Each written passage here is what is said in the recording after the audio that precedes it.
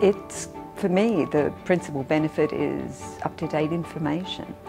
So it's very tangible. It's what's happening, who's doing what, and the breadth of that information. It's something nice to be engaged with instead of need to.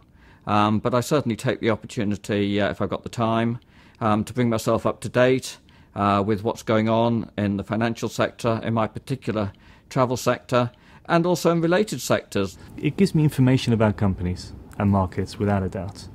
That's exactly, it's definitely not emotional in the slightest.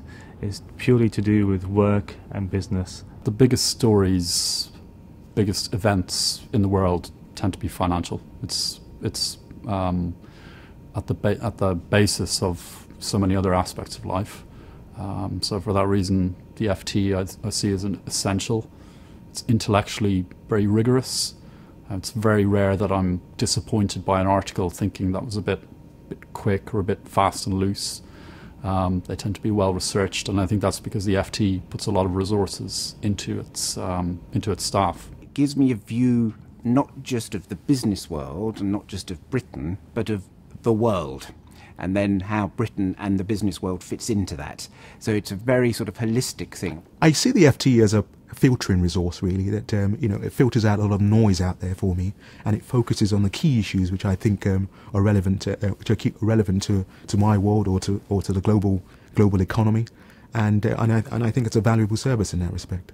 I now have got the best informed view of the world that day, and very well written as well. That's the other thing. It is for me not just a case of being informed, but actually enjoying the reading of it. The corporate world it is pretty fearsome out there, so I find myself in many situations where what I've read in the FT, and in fairness also in the Economist, really helps me to hold my own in conversations. Not only you feel a bit smarter, but also you think you have better tools to understand the world. For myself, for my family, including my children, I think that's one of the key contributions I see in the FT, referring me to the right people, the right books, potentially beyond just the article. If you're a young man, like I am, relatively young person, reading someone like John Kay, for instance, and the context in which he goes into, the perspective he gives you, for instance, helps you place the current environment. Helps you understand the current environment better because you can place that in the context of history.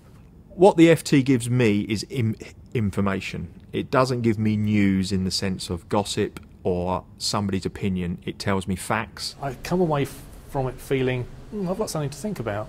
And it may be with me for several days, and days later I might go back to it and revisit it and think, do I really agree with them or do I not? And I don't mind either way. I've thought about it. It's challenged the way I think. And for me, it's probably the only publication, digital or otherwise, that actually challenges me in a way I think where I accept that challenge and I trust what they're saying. It's a trusted source of information, which I know as a brand is recognised throughout the world. It means if I quote from the FT, it will be taken seriously. The journalist and editorial quality, the platform and how the variety of ways in which we can access it as subscribers and readers, the breadth of coverage of business and policy and finance, I think it's second to none.